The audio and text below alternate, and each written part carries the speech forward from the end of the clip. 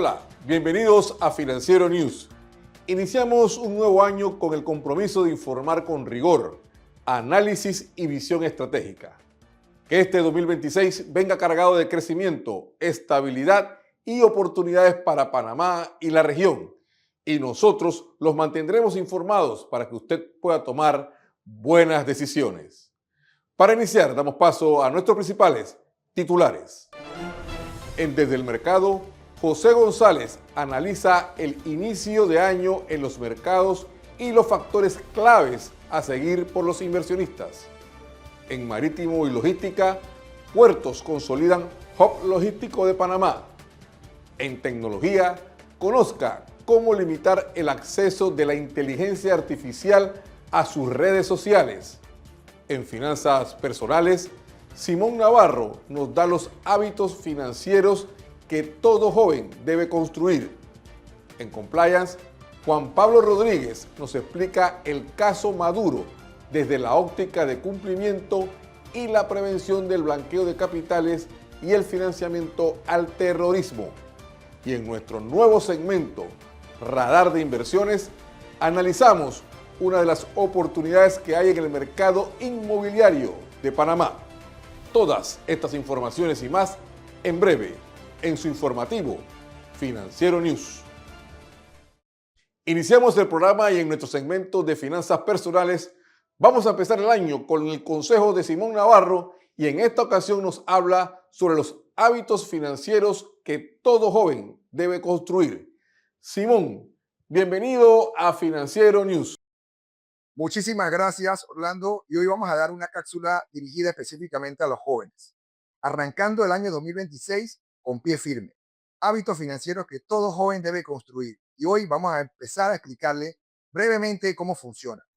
No es cuánto ganas, sino es cómo lo manejas. Y eso es lo que vamos a ver hoy. Hay muchas personas que porque ganan salario mínimo dicen, es que yo no puedo ahorrar, es que no sabes cómo ahorrar. Entonces, hoy le vamos a explicar directamente cómo funciona el sistema de ahorro en países del primer mundo.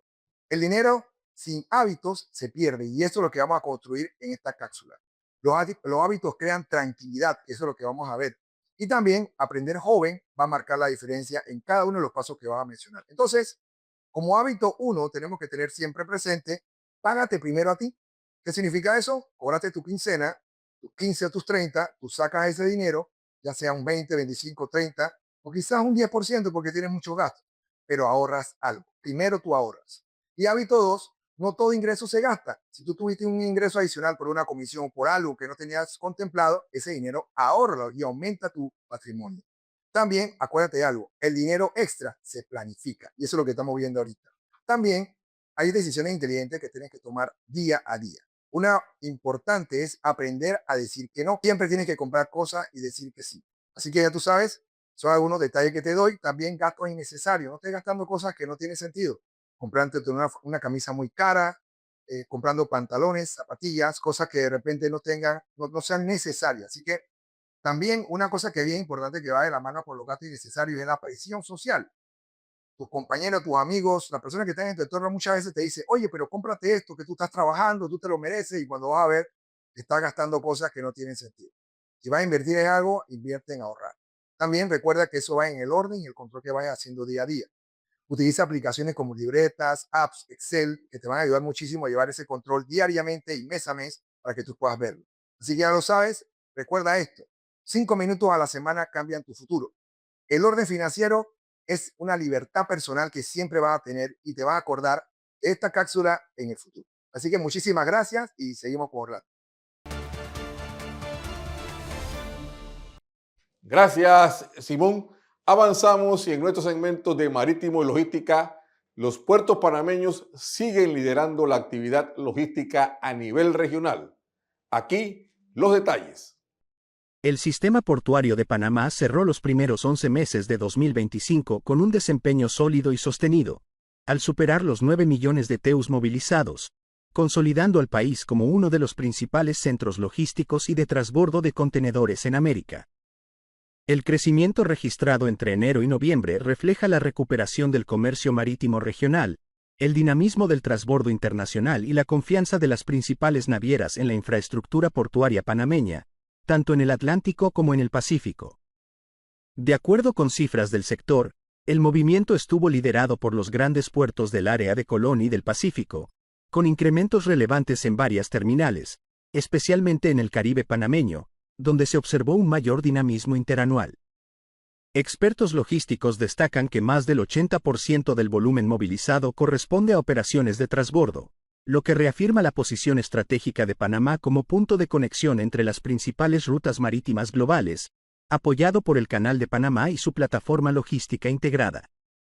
A pesar de ajustes operativos en algunas terminales, el balance general del sistema portuario es positivo y apunta a que, al cierre total de 2025, el país podría superar los registros alcanzados en 2024, fortaleciendo su aporte al crecimiento económico, la generación de empleo y la atracción de inversión en el sector logístico.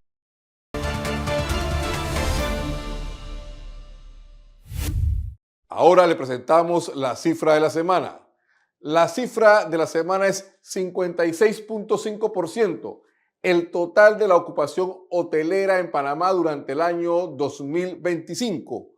Aunque el flujo de turistas aumentó, unas 4.000 habitaciones estuvieron vacías durante el pasado año. Por otro lado, el Estado destina unos 20 millones anuales para la promoción del turismo en Panamá. Con la cifra de la semana, vamos a nuestra primera pausa comercial. En 2026, las exigencias regulatorias serán más estrictas. ¿Estás preparado? Mi Thinkers presenta el Diplomado Formación de Oficiales, Enlaces y Empresas de Cumplimiento 2026. En este programa aprenderás el marco regulatorio legal de Panamá, normas internacionales e identificarás señales de alerta. Además, desarrollarás un enfoque basado en riesgos, mediante la construcción de matrices de riesgos. Conviértete en el profesional que tu organización necesita. Inscríbete hoy. Fecha de inicio 28 de enero. Mi Thinkers, formación estratégica para líderes en cumplimiento. Con el apoyo de la Asociación de Oficiales de Cumplimiento y Compliance at Risk de Estados Unidos.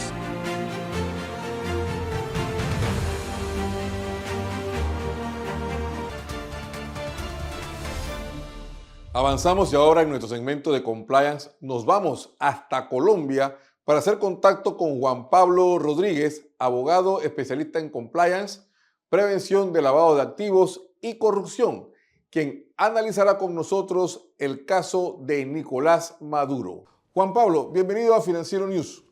Rolando, feliz año, muchas gracias por la invitación. Igualmente, Juan Pablo, vamos a empezar por preguntarte, desde el punto de vista del compliance, ¿cuáles son los elementos claves que se dan en este caso de la captura y procesamiento de Nicolás Maduro? Tú como experto, abogado, penalista en esta materia y que conoces muy bien todo lo que acontece en torno a esta situación. El primer punto que debemos tener en cuenta, Orlando, es que desde el año 2020 ya existía una acusación, o como se denomina en inglés, un TAC, en contra de el señor Nicolás Maduro Moros y otro grupo de personas vinculadas presuntamente a conductas delictivas. Pero dos, de esa acusación ha tenido un alcance ahora, 5 años después, con ocasión de lo que el Distrito Sur del Nueva York incrementa como cargos criminales por presuntas conductas delictivas cometidas por él y por otras personas que aparecen relacionadas. En tercer lugar, diríamos que desde la óptica del compliance sobre el cumplimiento, deberían revisarse con muchísimo cuidado por parte de los oficiales de cumplimiento o oficiales de cumplimiento, áreas legales, por supuesto, bioauditores, si se tienen o no relaciones con personas o empresas vinculadas de forma directa o indirecta con los que están siendo acusados en este momento por las autoridades de los Estados Unidos, no solamente desde el año 2020, sino por las personas que hoy hacen parte de la nueva acusación del año 2026. Desde este punto de vista técnico, Juan Pablo, ¿qué elementos se pudiese estar infringiéndose en la ley por parte de lo que se le ha acusado a Nicolás Maduro y en función a lo que establece los organismos internacionales como Gafi o la OCDE propiamente en materia de narcoterrorismo y financiación de armas de destrucción masiva? Esa es una muy buena pregunta, Dorato, porque si tienen la oportunidad de revisar las 25 horas de la acusación que se conoció después públicamente, luego de los hechos de la madrugada de este sábado que pasó, 3 de enero de 2026, nos encontramos con la reafirmación del vínculo entre el lavado de dinero y el terrorismo, su financiación, connotada su vinculante que es el narcotráfico, o el tráfico de estupefacientes. Por esa razón es que se habla de narcoterrorismo. Ese es un primer punto. El segundo punto es de que ha tomado muchísima fuerza el cambio de tono de la administración de la Unión Americana, según la cual ya no solamente dirige todos sus esfuerzos contra los cárteles de drogas, sino que aparecen dos designaciones nuevas sonando. Una es la de organizaciones terroristas extranjeras y otra la de organizaciones terroristas globales especialmente designadas, unas por el Departamento de Estado, otras por el Departamento del Tesoro respectivamente. Y entonces lo que hay que entender aquí, como conclusión, es que ya no se entiende el delito de tráfico de estupefacientes como delito que afecta a la salud pública, que es que ni parte económico, sino que ahora viene de la mano de conductas que afectan la seguridad nacional, que es uno de los argumentos más importantes en la política y la geopolítica actual. De manera que hoy se está vinculando el lavado de dinero, el lavado de activos, el terrorismo y su financiación, el tráfico de estupefacientes en un escenario jurídico que hoy nos deja ante una acusación en contra de personas vinculadas a un régimen como se conoce en Venezuela. Ahora bien, ¿cómo puede enfrentar o cuál sería el reto del sistema financiero global e internacional en función a este escenario? Pues yo creo que el reto, Orlando, no se ve desde hoy, digamos, con la captura del sábado pasado, sino que debe haberse analizado desde hace muchísimos años. Bien, la de revisar, por ejemplo, de los panos novenas, es que se habla de la denominación periodística, más periodística que técnica, de lo que se llama el cartel de los usuarios, se entendía como una organización criminal. Y de ahí en adelante, todo el escenario de la mitad de corrupción de funcionarios públicos, de entidades públicas, de actores claves que redundaron en beneficio del crimen organizado para conductas no solamente que facilitar el tráfico de estupefacientes, sino que estaban de la mano lamentablemente de delitos como el terrorismo, la tortura y por supuesto la violación de derechos humanos que dio al traste con la fundación de la democracia de la República de Venezuela. Entonces, las entidades financieras deben de estar muy pendientes del tono que tiene la Unión Mexicana sobre este caso, pero sobre las decisiones que se van a venir empezando a dar en torno a sanciones de empresas, no solamente lo que conocemos en el sistema de listas de OVA, coloquialmente llamado lista Quito, sino otro tipo de desafíos que se denominan secundarias, es decir, que no hace falta tener una relación directa con una persona o una empresa que ya está en la lista, sino que tener una relación con alguien que está vinculado con el que está en la lista implica una consecuencia jurídica negativa para esa entidad financiera, si ese fuera el caso. Y no olvidemos, para terminar, Eduardo, la dependencia de la banca latinoamericana de la banca de los Estados Unidos por vía de las cuentas corresponsales, de manera que yo recomendaría un comité de crisis, una revisión urgente de las relaciones con contrapartes que tenga hoy la banca latinoamericana y tratando de demostrar que no se tiene un vínculo directo por las personas y empresas que hacen parte de las acusaciones de los Estados Unidos. Muchas gracias por esos planteamientos, Juan Pablo. La verdad, muy interesante los que nos has dicho en este conversatorio en el día de hoy. Te agradecemos tu participación. Fue Juan Pablo Rodríguez, abogado especialista en cumplimiento, prevención de blanqueo de capitales y corrupción en nuestro segmento de compliance. Te vamos a tener una próxima edición acá con nosotros, Juan Pablo, y te agradecemos nuevamente. Con mucho gusto. Chao. Continuamos y a partir de hoy estrenamos en Financiero News nuestro nuevo segmento Radar de Inversiones, un espacio diseñado para analizar oportunidades, tendencias y riesgos en los distintos mercados con información clara, criterio profesional y un enfoque estratégico. Aquí no damos recomendaciones, entregamos un contexto y un análisis para que usted pueda tomar mejores decisiones. En nuestro radar de inversiones analizamos hoy un sector que está ganando protagonismo en Panamá, los bienes raíces logísticos, impulsados por el canal, los puertos y la transformación del comercio regional. Panamá se consolida como un hub logístico clave para América Latina. El crecimiento del comercio regional, el nearshoring y la necesidad de cadenas de suministros más eficientes están aumentando la demanda de espacios de almacenamiento y distribución.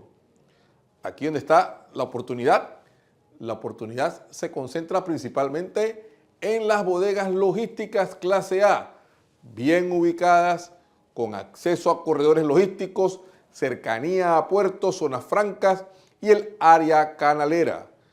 Estos activos suelen atraer operadores internacionales y contratos de largo plazo. Factores a favor. Entre los principales factores o atractivos del sector están la estabilidad de los contratos, una demanda estructural sostenida y mayor previsibilidad de ingresos frente a otros segmentos inmobiliarios. ¿Riesgos?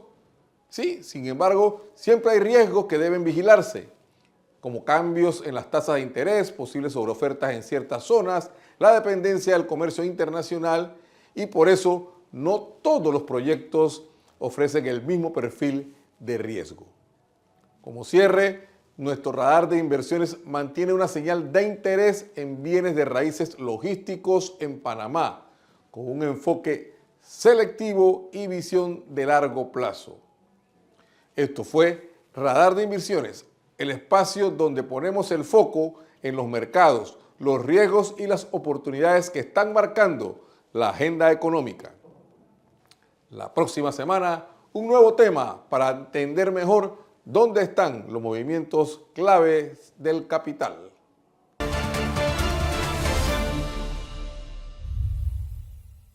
En 2026, las exigencias regulatorias serán más estrictas. ¿Estás preparado? Mi Thinkers presenta el Diplomado Formación de Oficiales, Enlaces y Empresas de Cumplimiento 2026. En este programa aprenderás el marco regulatorio legal de Panamá, normas internacionales e identificarás señales de alerta. Además, desarrollarás un enfoque basado en riesgos, mediante la construcción de matrices de riesgos. Conviértete en el profesional que tu organización necesita. Inscríbete hoy. Fecha de inicio 28 de enero. Mi Thinkers, formación estratégica para líderes en cumplimiento. Con el apoyo de la Asociación de Oficiales de Cumplimiento y Compliance at Risk de Estados Unidos.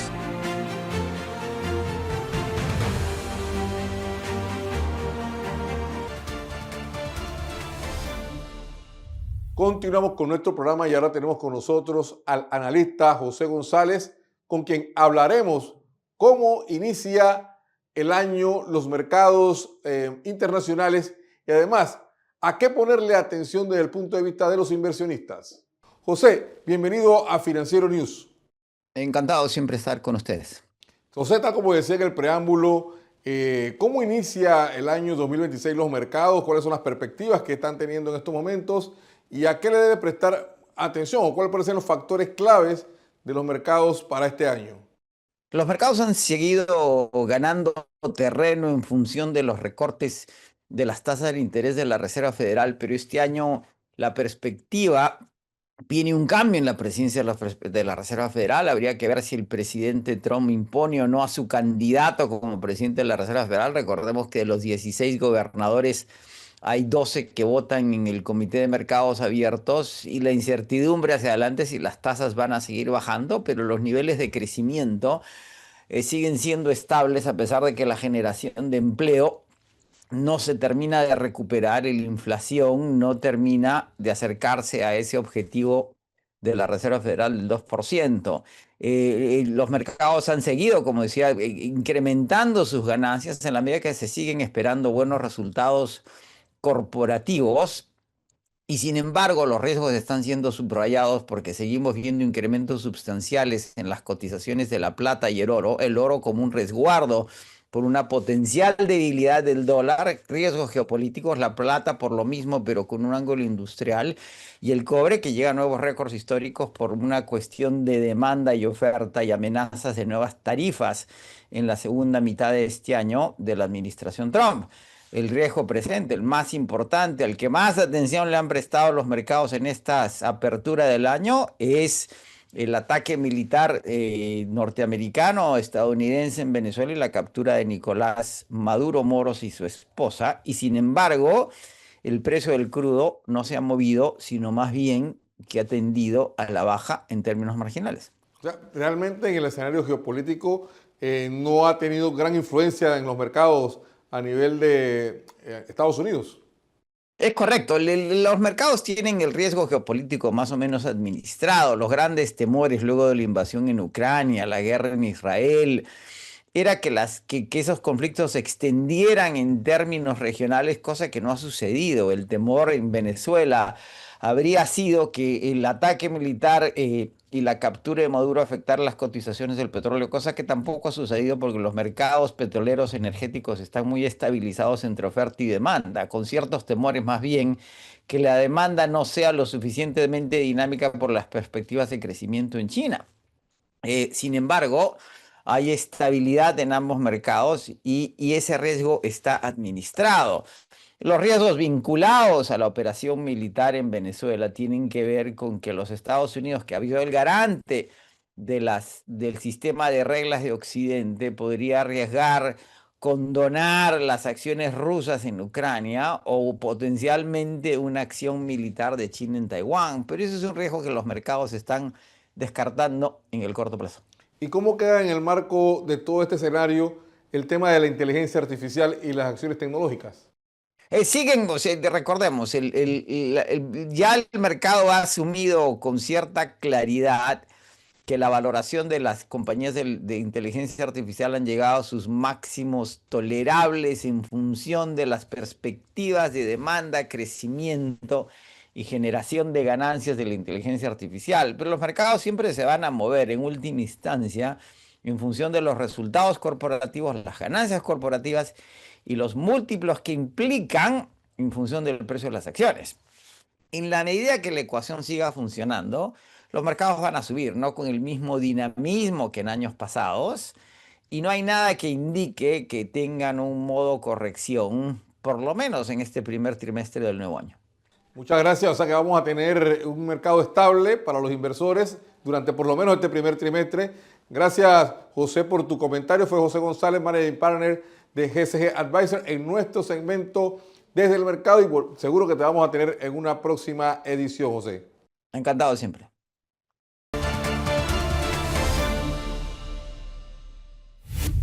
Avanzamos en nuestro segmento de tecnología. Si usted es de la persona que no quiere compartir toda su información a la inteligencia artificial, preste atención que aquí le brindamos información al respecto para un adecuado manejo de sus redes sociales.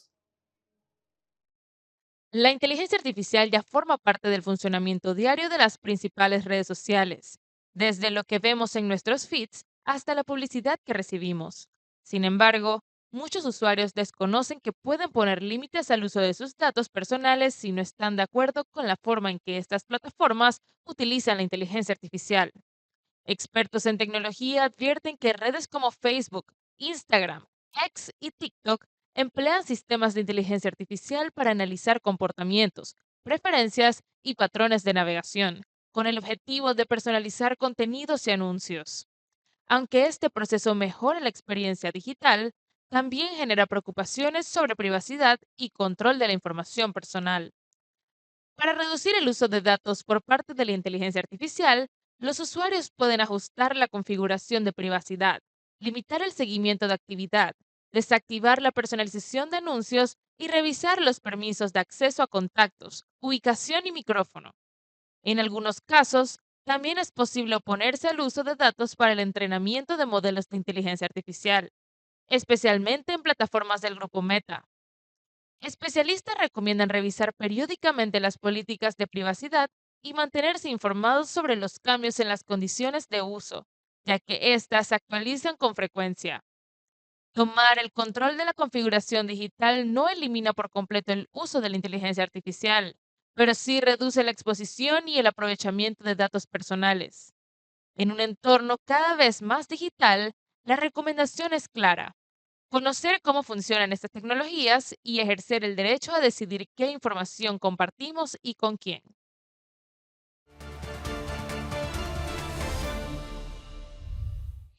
Amigos, y de esta forma llegamos al final de nuestro primer programa del año 2026. Pero antes los invitamos a seguirnos en nuestras redes sociales y además, si usted quiere volver a ver este programa, no se pierda sus repeticiones los días lunes, miércoles y sábado y además en nuestro canal de YouTube Financiero News. Les invitamos a una próxima edición con la mejor información sobre economía, finanzas, negocios e inversión para que usted pueda tomar buenas decisiones. Hasta pronto.